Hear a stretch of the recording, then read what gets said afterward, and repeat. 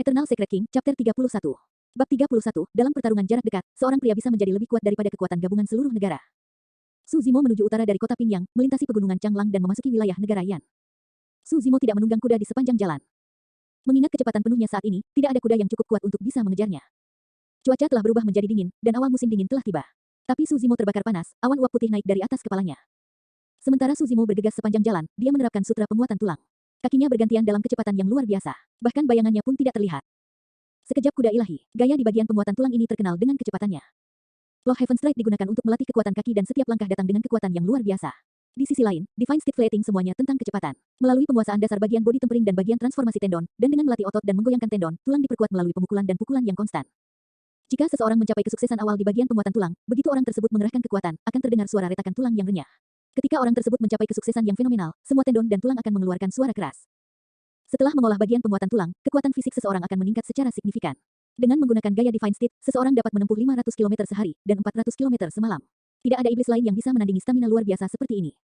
Untuk melakukan perjalanan dari kota Pingyang ke negara Yan, prajurit penyempurnaan Ki tingkat 10 akan membutuhkan sekitar 10 hari saat bepergian siang dan malam tanpa istirahat.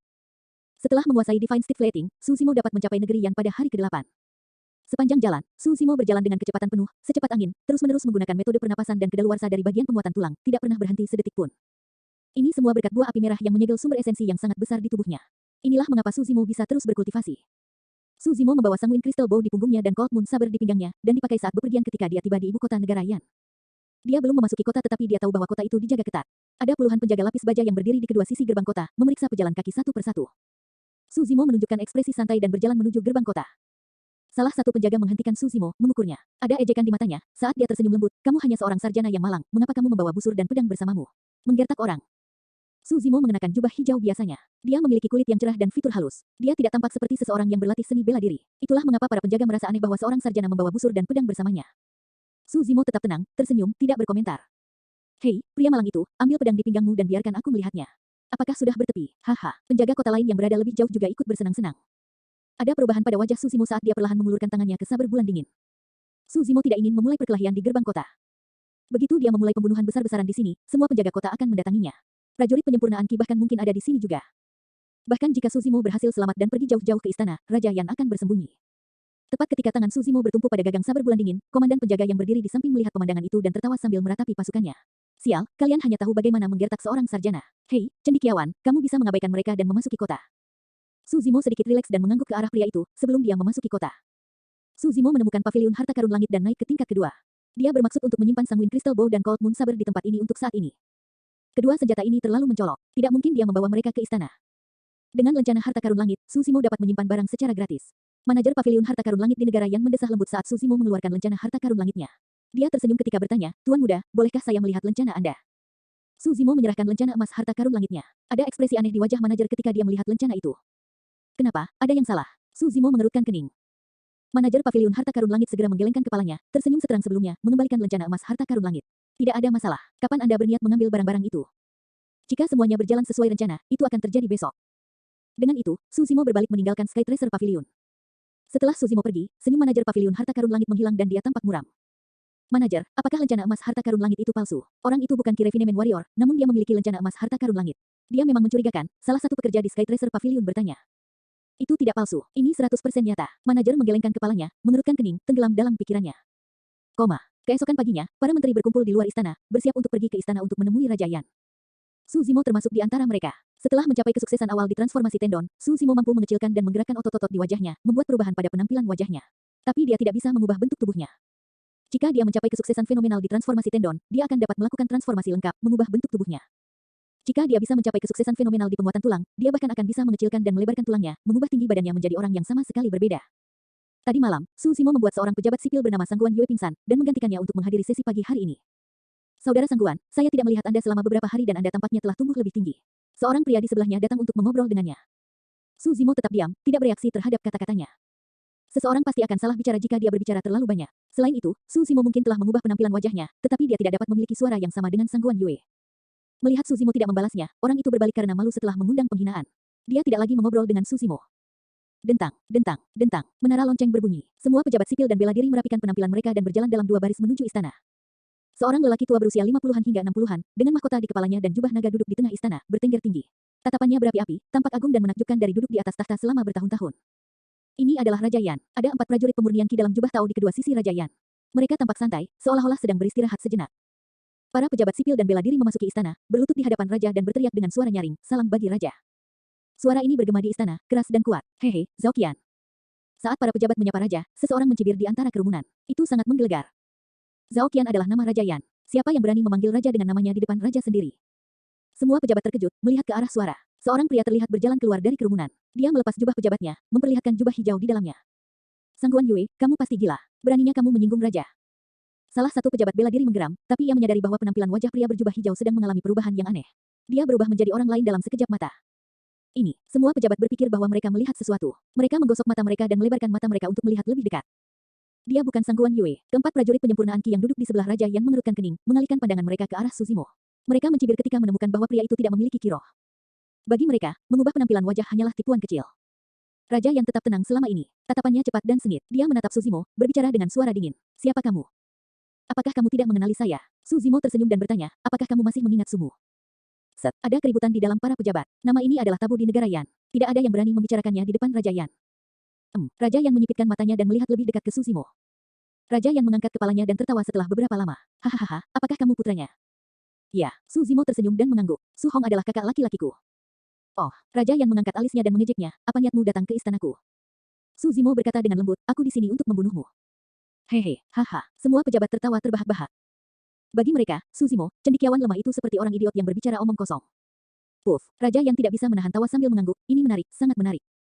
Suzimo pernah memberitahu Paman Zeng bahwa dia tidak pernah berpikir untuk membunuh Raja Yan. Dia mengatakan yang sebenarnya. Terlepas dari apakah itu pembunuhan terselubung atau pembunuhan, bagi Suzimo, itu tidak cukup untuk menenangkan kemarahannya dan ketidakadilan yang menimpa keluarganya. Itu akan membiarkan Raja Yan pergi terlalu mudah. Suzimo harus membunuh Raja Yan dan dia akan melakukannya secara terbuka, di depan semua pejabat. Suzimo ingin Raja Yan dan seluruh dunia tahu bahwa keturunan Sumu yang membunuh Raja Yan. Hanya dengan cara ini dia bisa merasakan sedikit kesenangan dan menenangkan kemarahan dan kebenciannya. Raja Yan menggelengkan kepalanya, merasa sedikit emosional. "Saya tidak menyangka bahwa kedua putra Sumu akan sangat berbeda." Su Hong menanggungnya selama 16 tahun dan merencanakan pembunuhan selama bertahun-tahun. "Dia hanya berani menyergap dan membunuhku. Beraninya kau lancang datang ke istanaku dan mengancam akan membunuhku. Beraninya kamu dan atas dasar apa?" Raja Yan mencibir. "Bagi saya, Su Hong dianggap cukup mampu. Dan kamu, hehe, kamu hanyalah orang bodoh yang pemberani, tapi kurang kebijaksanaan dan kebijaksanaan." "Orang bodoh." Suzimo tersenyum, mengangkat kepalanya sambil bertanya, "Zhao Qian, pernahkah kamu mendengar perkataan ini?" Begitu orang bodoh itu marah, dia akan menyebabkan pertumpahan darah dalam 5 langkah. Dalam pertempuran jarak dekat, seorang pria bisa menjadi lebih kuat daripada kekuatan gabungan seluruh negara. Dengan itu, ada kilau cerah di mata Suzimo. Dia memancarkan aura dingin dan pembunuh yang menusuk. Suhu aula utama sepertinya tiba-tiba turun. Eternal Secret King, Chapter 32. Bab 32, Bunuh Raja. Tidak baik, prajurit penyempurnaan Qi yang duduk di kedua sisi raja yang tiba-tiba berdiri. Wajah mereka sangat berubah. Itu sangat berbahaya. Tiba-tiba, cendekiawan yang tampaknya lemah dan lemah ini telah berubah menjadi orang yang berbeda. Aura yang dia pancarkan membuat keempat Qi Refinement Warriors dilanda teror. Seperti itulah yang terjadi pada prajurit penyempurnaan Qi, apalagi orang-orang lain di aula utama. Beberapa pejabat sipil sangat ketakutan hingga jatuh ke tanah, lumpuh dan mati rasa. Bang! Kedua kaki Suzimo mendarat di lantai dan mengeluarkan bunyi gedebuk yang memekakkan telinga. Lantainya dilapisi dengan batu bata emas yang terbelah karena benturan, menyebabkan retakan yang panjang dan besar muncul di atasnya. Di bawah retakan itu seperti neraka yang gelap dan menyeramkan yang memancarkan aura dingin dan menyeramkan. Seluruh istana bergetar hebat, debu jatuh, langit dan tanah tampaknya berada di ambang kehancuran dan atmosfernya benar-benar menakutkan. Jika seseorang tidak melihatnya dengan matanya sendiri, tidak ada yang berani percaya bahwa pemandangan di depan mereka disebabkan oleh satu orang. Suzimo sudah menghilang dari tempat sebelumnya. Sosoknya berlari ke depan seperti kuda ilahi dan buas. Dalam sekejap mata, dia muncul di depan Raja Yan. Cepat, itu terlalu cepat. Tempat awal Suzimo berdiri setidaknya berjarak 10 kaki dari Raja Yan. Namun, semua orang hanya merasakan mata mereka kabur sesaat sebelum Suzimo muncul hanya berjarak 1 siku dari Raja Yan. Pada saat ini, keempat prajurit penyempurnaan Qi di samping Raja Yan baru saja mencari senjata roh mereka dari tas penyimpanan mereka. Waktu reaksi kedua belah pihak berada pada level yang sangat berbeda. Baru pada saat ini semua orang di aula utama akhirnya mengerti kata-kata Suzimo sebelumnya. Meskipun jaraknya 10 kaki dari Raja Yan, bagi Suzimo, itu hanya dianggap panjang siku. Pada jarak sedekat itu, seseorang tidak akan bisa mengalahkan orang biasa bahkan ketika dia mendapat bantuan dari seluruh negeri. "Kakakmu, apa yang kamu lakukan?" Raja Yan sangat ketakutan hingga hati dan empedunya hampir pecah. Takut akan akalnya, matanya dipenuhi dengan kengerian dan dia mundur secara naluriah. Ekspresi Suzimo dingin dan dingin. Dia dengan nyaman melemparkan mahkota ke kepala Raja Yan. Rambut yang terakhir jatuh di seluruh wajahnya, membuatnya terlihat tidak terawat dan malu. Suzimo melangkah maju, mengulurkan telapak tangannya, menjambak rambut Raja Yan dan mengangkatnya. Ah, Raja Yan menjerit ketika dia merasakan sakit yang luar biasa datang dari kulit kepalanya. Butir-butir keringat terlihat di dahinya dan anggota tubuhnya menjadi dingin. "Manusia, beraninya kamu, lepaskan Raja Yan dengan cepat. Jika tidak, Anda pasti akan menghadapi kematian." 2 dari 4 prajurit perbaikan Qi sedang mengendalikan pedang terbang. Satu lagi mengarahkan pedang panjang. Yang tersisa mengendalikan rolet dengan ujung yang tajam. Dari 4 senjata roh, hanya rolet yang memiliki pola roh dan merupakan senjata roh tingkat rendah. Tiga senjata lainnya yang tergantung di udara adalah senjata roh semu. Mereka diarahkan ke titik-titik vital di tubuh Suzimo dan menunggu waktu yang tepat untuk menyerang. Suzimo tampaknya tidak terganggu. Dia menyeret rambut Raja Yan dan mundur beberapa langkah. Dia menggunakan pegangan punggungnya untuk mengambil pedang panjang yang ditempatkan secara horizontal di rak di belakangnya. Dentang, suara bilah tajam yang terhunus bergema di seluruh aula utama. Suara-suara yang tersisa begitu menyeramkan sehingga membuat seseorang merinding. Suzimo menempatkan pedang panjang di leher Raja Yan secara horizontal. Raja Yan bisa merasakan dinginnya pedang tajam itu. Tak lama setelah itu, dia merinding. Nama saya Suzimo, ingat saya. Suara Suzimo terdengar di telinganya. Tidak ada sedikit pun perubahan pada emosi Suzimo. Namun, Raja Yan merasa sangat gugup.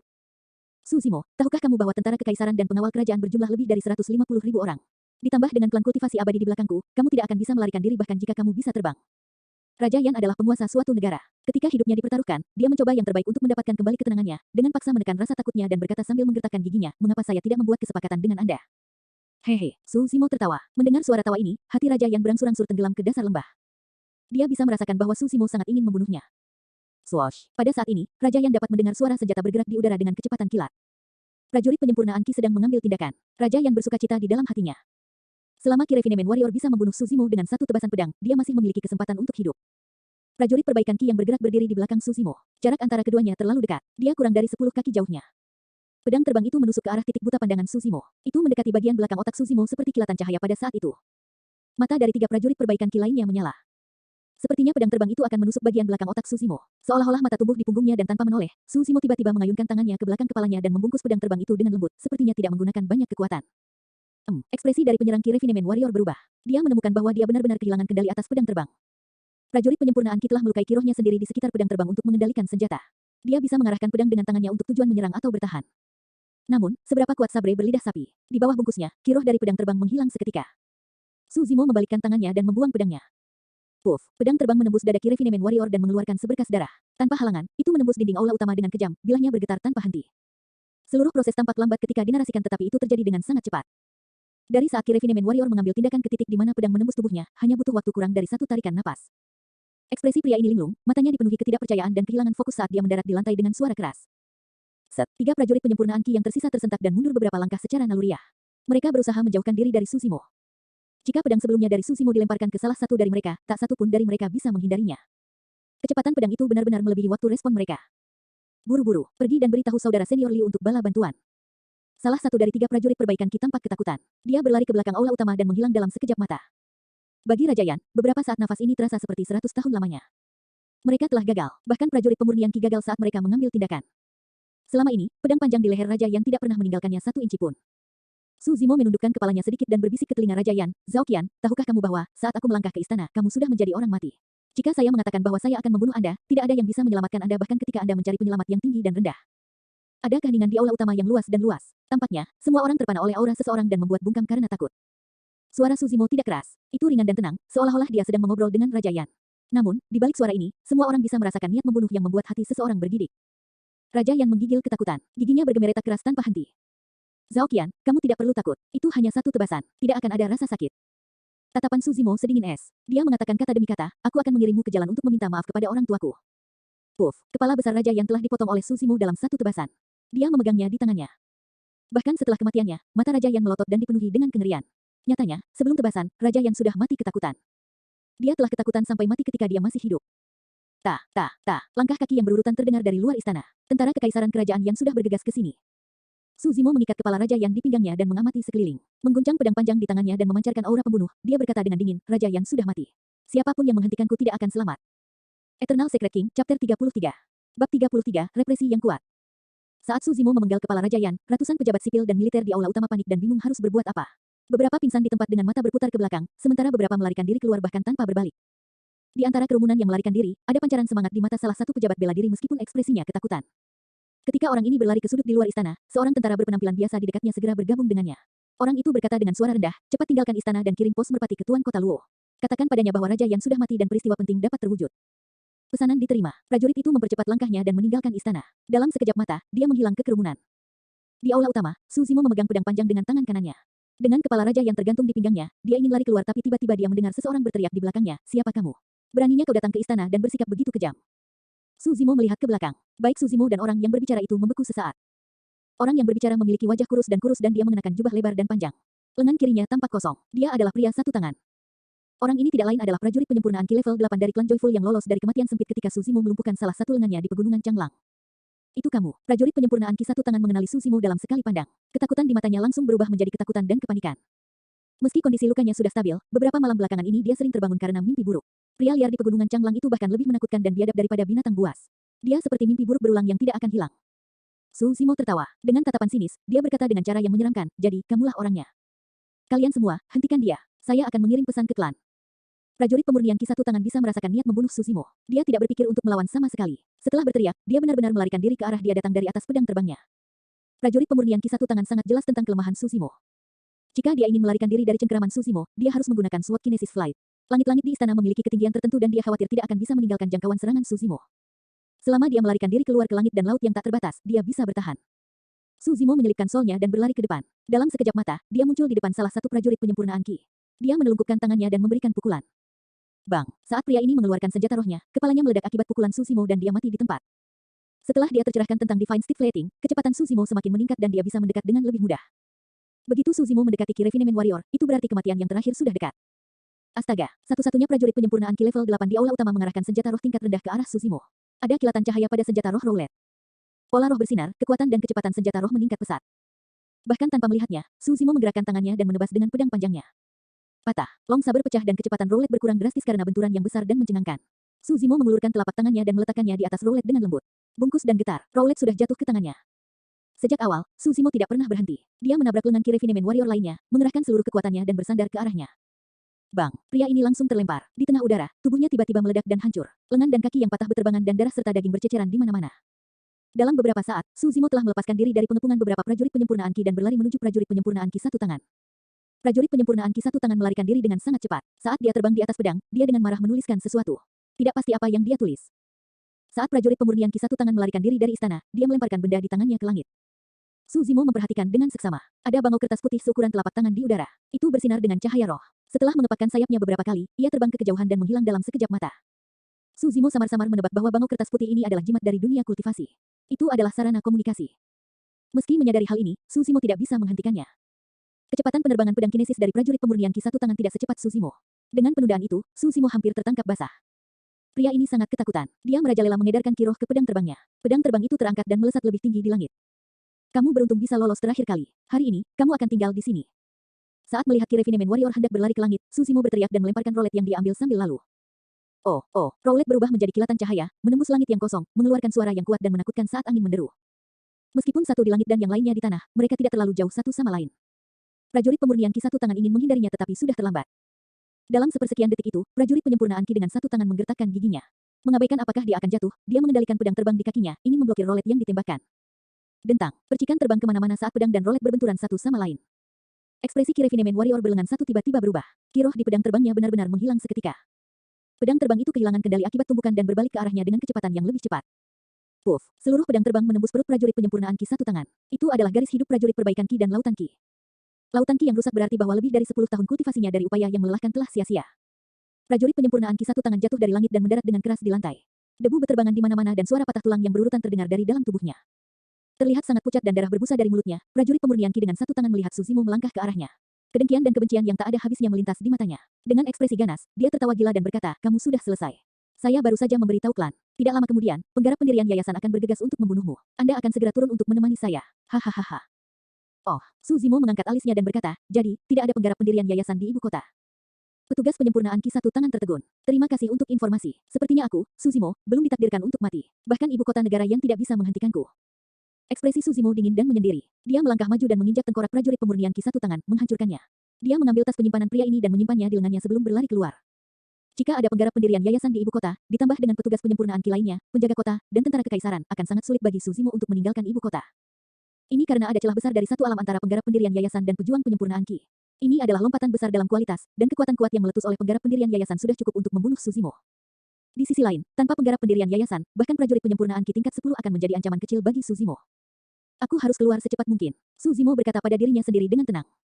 Jika dia terlalu lama berlama-lama di ibu kota, dia akhirnya akan mendaratkan dirinya dalam pertempuran yang sulit ketika penggarap pendirian yayasan dari Joyful Clan tiba. Akan sulit baginya untuk lolos dari kematian saat itu. Tentara kekaisaran raja yang membentuk barisan besar, memegang tombak saat mereka berlari ke depan tanpa rasa takut.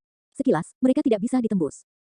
Membunuh, membunuh, membunuh. Ratusan dan ribuan tentara kekaisaran berteriak bersama dengan marah. Suara itu memekakkan telinga. Aura besar dan kuat menelan seluruh tempat, membanting ke arah Susimo seolah ingin menenggelamkannya. Tentara kekaisaran sangat setia kepada Raja Yan.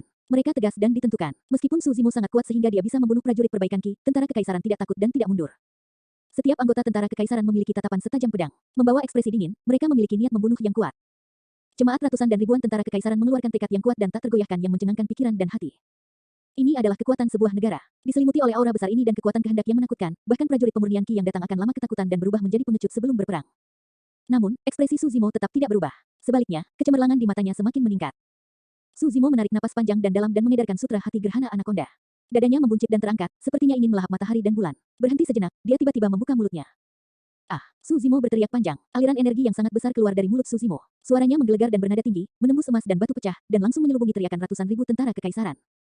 Banyak anggota tentara kekaisaran mengungkapkan ekspresi sedih. Senjata di tangan mereka jatuh dan mereka menutupi telinga mereka dengan kedua tangan. Di pegunungan Changlang, Susimo secara pribadi menyaksikan roh iblis mengaum dengan keras dan menghancurkan tubuh makhluk roh kecil dan lemah dengan kekuatan itu. Meski teriakannya tidak begitu mematikan, itu tetap mencengangkan dan kuat. Bagaimana orang biasa bisa menahan itu? Ledakan. Susimo melangkah keluar, menyebabkan tanah bergetar, batu bata hitam terbelah dan batu pasir berterbangan. Raja yang sudah mati. Siapa yang berani menghentikanku? Pada saat ini, Susimo seolah-olah dirasuki oleh iblis kuno yang kuat. Aura pembunuh mencekik, sepertinya ingin menghancurkan seluruh dunia. Itu menaklukkan aura ratusan dan ribuan pasukan tentara kekaisaran hampir secara instan. Banyak prajurit di tentara kekaisaran menjadi pucat pasi dengan ekspresi bingung. Mereka benar-benar jatuh ke tanah dengan kaki goyah. Tentara kekaisaran berada dalam kekacauan. Aura kuat dan kuat yang dikumpulkan sebelumnya segera tersapu, menunjukkan tanda-tanda kekalahan yang samar. Pada saat ini, Susimo tertawa terbahak-bahak. Dia melihat dengan jijik pada semua orang dari sudut matanya. Auranya menjulang tinggi. Orang biasa di mata raja yang menekan kekuatan suatu negara. Eternal Secret King, Chapter 34. Bab 34, Pertempuran Intens di Ibu Kota. Tentara kekaisaran mengalami kemunduran besar. Susimo bahkan tidak bergerak untuk menyerang. Dia hanya berlari dengan gila-gilaan di tengah kerumunan tentara dengan langkah bajak surga. Dalam 10 menit, dia sudah memaksa keluar. Bang, bang, bang. Area yang dilalui Susimo berada dalam kekacauan besar. Ada ratusan ribu tentara kekaisaran yang mencoba menahannya. Namun, dia tempatnya berada di wilayah tak bertuan dan tidak ada yang bisa menghentikan langkahnya. Susimo mengedarkan membatu tubuh. Otot-otot di seluruh tubuhnya menegang sampai sekeras batu dan kemampuan pertahanannya meningkat pesat. Ketika tentara kekaisaran menusuk Susimo dengan tombak emas di tangan mereka, tombak itu akan lepas atau patah di tempat. Mereka sama sekali tidak bisa menyakiti Susimo. Tidak lama kemudian, Susimo sudah berlari keluar istana. Saat ini, Susimo merasakan bahaya besar di dalam hatinya. Saat dia berlari, dia tiba-tiba melakukan gerakan menghindar dan menurunkan tubuhnya seperti anaconda yang merayap mendekati tanah. Swoosh! Seberkas cahaya pedang yang dingin melesat di bagian atas kepala Susimo. Itu adalah prajurit perbaikan Qi. Susimo bangkit. Dia berlari secara diagonal ke arah dari mana pedang itu berasal seperti banteng liar, melemparkan banyak tentara kekaisaran di sampingnya. Prajurit penyempurnaan Qi yang bersembunyi di kerumunan melihat pedang terbangnya sia-sia. Tepat ketika dia mencoba untuk mengarahkan pedang terbang, bahkan sebelum dia bisa memulihkan akal sehatnya, dia menemukan bahwa semua tentara kekaisaran di depan yang menghalangi pandangannya telah jatuh ke tanah. Susimo yang berlumuran darah sudah mendekatinya. Sudah terlambat bagi orang ini untuk mengelak. Bang! Susimo dengan santai meninjunya dan yang terakhir terlempar. Mata Qi Refinement Warrior ini telah kehilangan fokus. Dadanya ambruk, tulangnya hancur dan menusuk ke paru-parunya. Sebelum tubuhnya menyentuh tanah, dia sudah berhenti bernapas. Dengan kekuatan yang keluar dari tubuh Susimo, bahkan jika dia tidak melakukan gerakan apapun, Qi Refinement Warrior tidak akan mampu menahan satupun pukulan atau tendangan biasa darinya. Saat ini, ibu kota sedang dalam kekacauan besar. Semakin banyak prajurit pemurnian Qi berkumpul saat mereka bergegas dari berbagai tempat di seluruh kota. Selama ini, sudah ada sekitar 10 dari mereka yang melakukan tindakan permusuhan terhadap Susimo. Awalnya, prajurit perbaikan Qi ini bersembunyi di antara tentara kekaisaran dan penjaga sambil mengarahkan pedang terbang untuk menyerang Susimo. Namun, setelah Susimo membunuh beberapa dari mereka, prajurit perbaikan Qi yang tersisa merasa ketakutan. Mereka menyadari bahwa Susimo dapat menemukan mereka bahkan jika mereka bersembunyi di tengah keramaian. Tentara kekaisaran dan penjaga kota sama sekali tidak bisa menghentikan Susimo. Satu demi satu, banyak prajurit perbaikan Qi naik ke udara, mengepung dan menyerang Susimo. Meskipun ini akan menghabiskan Qi semangat mereka lebih cepat, Susimo tidak dapat menjadi ancaman bagi mereka saat itu. Situasi terburuk telah terjadi. Dalam keadaan seperti itu di mana lusinan prajurit penyempurnaan Qi terus-menerus menyerangnya, Susimo masih bisa mengedarkan membatu tubuh untuk menahan serangan dari prajurit penyempurnaan Qi tingkat rendah. Namun, Susimo harus menghindari serangan dari level 9 dan prajurit penyempurnaan Qi yang disempurnakan ketika mereka menghunuskan senjata roh tingkat rendah mereka. Bagian tersulit adalah Susimo tidak punya cara untuk membalas. Selain itu, kecepatan Susimo pasti akan berkurang jika dia hanya mengandalkan persepsi rohnya untuk menghindari serangan dari Qi Refinement Warrior. Ditambah dengan pelecehan terus-menerus oleh tentara kekaisaran dan penjaga yang mengelilinginya, Susimo sangat mungkin kehilangan nyawanya di ibu kota. Semuanya, tidak perlu panik. Anak ini tidak bisa meninggalkan tempat itu. Selama kita dengan suara bulat bergabung dan menahannya di ibu kota, penggarap pendirian yayasan dari klan Gembiraku akan segera tiba. Di udara, prajurit penyempurnaan Qi yang sempurna berkata dengan keras. Pada saat ini, Susimo tiba-tiba menoleh ke belakang dan tersenyum pada orang itu. Dia memiliki tatapan aneh di matanya. Hati orang ini membeku. Dia menerbangkan pedang terbang dan dengan cepat mundur sehingga dia bisa menjauhkan diri dari Susimo. Hampir tidak ada yang memperhatikan bahwa Susimo datang jauh-jauh ke istana dari sudut yang tidak mencolok dan bukan dari gerbang utama ibu kota. Disitulah Sky Tracer Pavilion berada. Susimo bergegas keluar dari jebakan tentara kekaisaran dan menuju ke tembok di depannya. Swoosh! Saat Susimo menabrak dinding, dinding itu tiba-tiba berubah menjadi tirai air yang berkilauan dan sosok Susimo menghilang dari pandangan. Banyak anggota tentara kekaisaran tertegun di tempat. Beberapa orang tidak percaya. Mereka membanting tengkorak mereka di atasnya tetapi akhirnya jatuh ke tanah dengan kepala patah dan berdarah. Prajurit penyempurnaan ki di udara mengernyitkan alisnya dengan erat. Tentu saja, mereka sadar bahwa tempat itu adalah paviliun harta karun langit. Namun, yang mengejutkan mereka adalah bahwa Susimo dapat masuk dan keluar dari paviliun harta karun langit sesuai keinginannya, meskipun dia bukan prajurit penyempurnaan ki. Ini membuktikan bahwa dia memiliki lencana harta karun langit. Kakali, apa yang harus kita lakukan? Salah satu prajurit perbaikan ki bertanya dengan suara rendah. Paviliun harta karun langit adalah rumah perdagangan terbesar di dinasti Zhou Agung dan memiliki status superior.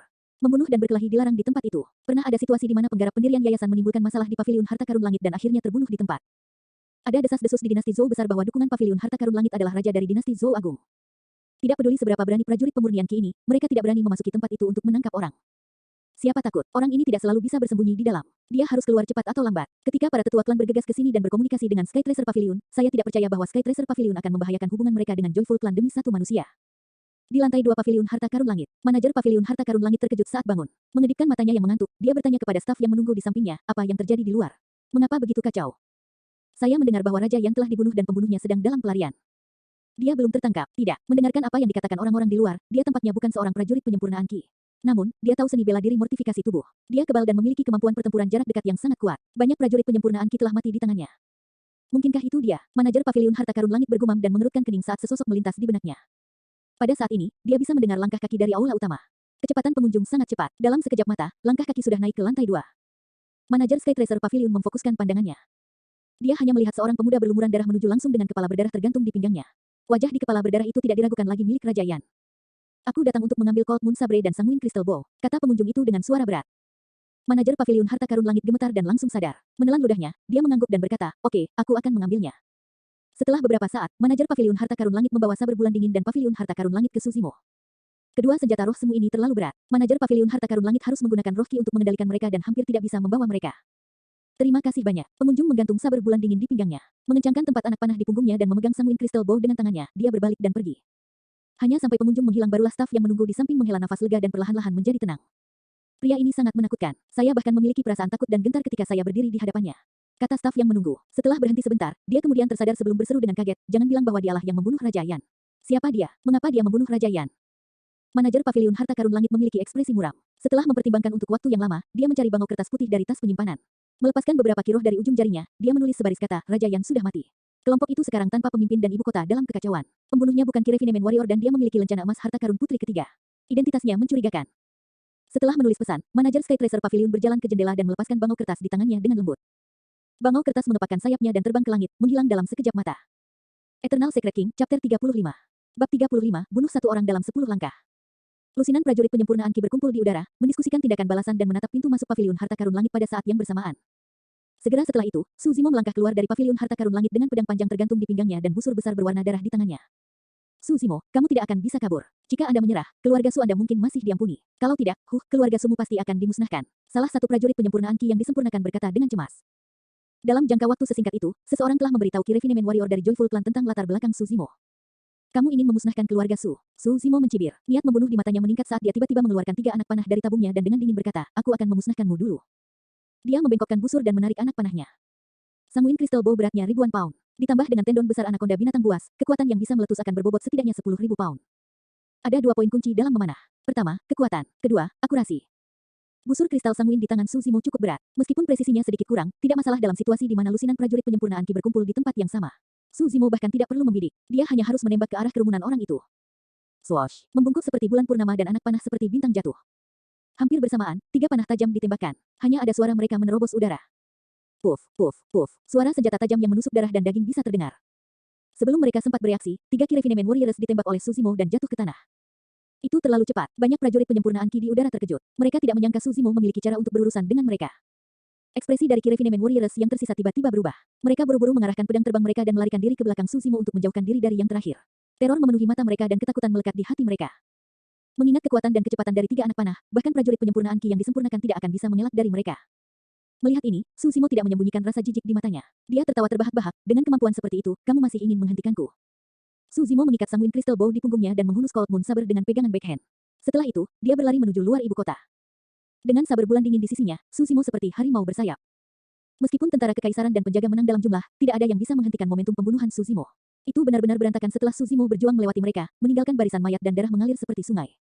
Lusinan Kirefinemen Warriors di udara belum menyerah. Mereka mengikuti Susimo dari jauh tetapi senjata roh di bawah kendali mereka tidak lagi menjadi ancaman bagi Susimo. Saat pedang terbang melesat, Susimo tidak lagi menghindarinya. Dengan lambaian pedangnya, pedang terbang itu akan terlempar. Level 9 dan prajurit penyempurnaan Ki yang disempurnakan hampir tidak bisa mengendalikan senjata roh tingkat rendah yang terkena saber bulan dingin. Namun, prajurit perbaikan Ki lainnya tidak memiliki kendali seperti itu. Meskipun Cold Moon Saber adalah senjata roh semu, itu terintegrasi dengan terlalu banyak item roh langka. Ketangguhannya tidak kalah dengan senjata roh kelas menengah. Dilengkapi dengan kekuatan tubuh Susimo yang kuat dan kuat, hanya satu tebasan darinya yang dapat menghilangkan semua ki roh pada pedang terbang secara langsung. Akan ada banyak korban jiwa jika senjata roh yang kehilangan kendali mengenai kerumunan tentara kekaisaran dan penjaga kota. Seiring waktu, perasaan takut dan teror mulai menyebar antara tentara kekaisaran dan penjaga kota. Ketika satu orang mulai mundur, banyak orang akan mengikuti secara tidak sadar. Tekad awal yang tak tergoyahkan dari tentara kekaisaran dan penjaga akhirnya dihancurkan. Ketakutan itu menular. Lusinan Kirefinemen Warrior bertahan di udara. Ekspresi mereka jelek dan mereka dipenuhi dengan keraguan. Sebenarnya, saat Suzimo mengambil Sanguine Crystal Bow, dia sudah sepenuhnya mengendalikan situasi. Banyak prajurit perbaikan Ki ingin menghindari panah tajam dari Susimo dan harus menjauhkan diri darinya sejauh mungkin. Ketika jaraknya lebih jauh, kekuatan panah tajam pasti akan berkurang. Penyimpangan dari target juga akan meningkat pesat untuk memungkinkan lebih banyak waktu reaksi bagi banyak prajurit penyempurnaan Ki. Tetapi pada saat yang sama, dengan bertambahnya jarak, itu juga berarti bahwa mereka perlu menggunakan lebih banyak ki roh untuk mengendalikan pedang terbang mereka dan tidak akan bisa bertahan terlalu lama. Jika mereka mendekati Susimo dan yang terakhir tiba-tiba berbalik dan menembakkan panah, salah satu prajurit penyempurnaan Ki akan jatuh dari udara. Orang harus tahu bahwa 20 anak panah tajam di anak panah Susimo juga ditempa oleh sisa bahan yang digunakan untuk busur kristal sanguin. Itu tidak berbeda dengan senjata roh semu. Begitu mereka ditembak, baik pada titik tubuh vital atau tidak, itu akan menyebabkan kerusakan parah pada tubuh prajurit penyempurnaan Ki jika kekuatan yang terkandung dalam panah tajam tiba-tiba meledak. Jika mereka ditembak di lengan, lengannya akan lumpuh. Jika mereka ditembak di paha, pahanya akan retak. Jika mereka ditembak di tubuh, tubuh akan meledak setelah panah tajam menembusnya. Saat melihat Susimo di ambang pertempuran untuk keluar dari ibu kota, banyak prajurit penyempurnaan Ki merasa sangat tidak berdaya. Mereka terpecah antara maju atau mundur. Di gerbang kota, banyak penjaga yang ditempatkan di lokasi sudah lama menutup gerbang. 10 balista berukuran mengerikan untuk mempertahankan tembok kota ditempatkan berjajar di gerbang. Panah balista lebih tebal dan lebih panjang dari tombak di tangan para penjaga. Kepala panah bersinar dengan cahaya yang menyeramkan dan dingin, mengarah ke Susimo dan siap diluncurkan kapan saja. Momentum pembunuhan Susimo sedang meningkat. Melihat gerbang kota tepat di depannya, dia tidak peduli dengan balista. Dia memegang saber bulan dingin dan menyerang ke depan.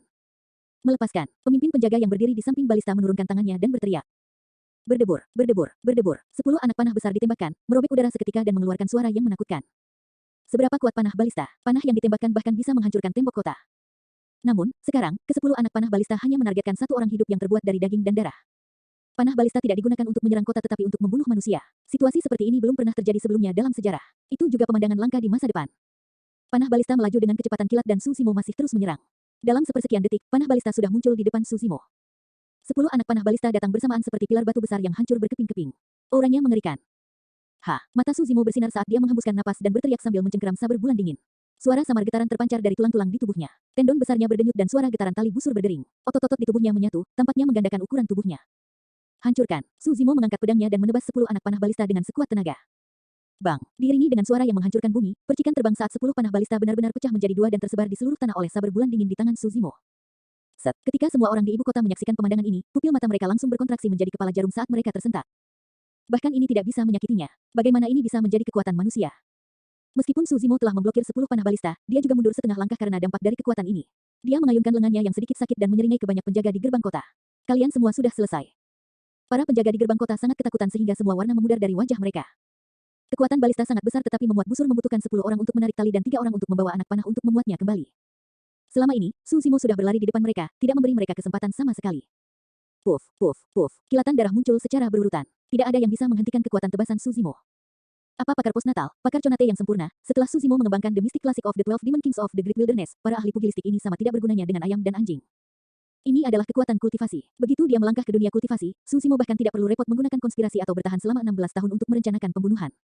Izinkan saya memberitahu Anda secara terbuka bahwa saya ingin membunuh Anda, dan Anda juga tidak dapat melarikan diri. Bahkan ibu kota yang dijaga ketat dengan Kirefinemen Warriors tidak dapat menghentikanku. Dalam sekejap mata, satu demi satu, para penjaga di gerbang kota melarikan diri dengan putus asa. Melihat bahwa dia memiliki harapan untuk meninggalkan kota, Susimo langsung merasa segar kembali. Dia tidak dapat menahan diri untuk meratap, dengan setiap 10 langkah seorang pria terbunuh, tidak meninggalkan jejak dalam ribuan mil, ditinggalkan dalam kesedihan setelah masalah tersebut, menyembunyikan cahayanya di bawah gantang. Hahaha, ibu kota negara Yan hanya seperti itu. Tawa Susimo memenuhi langit, menunjukkan kesombongan yang luar biasa.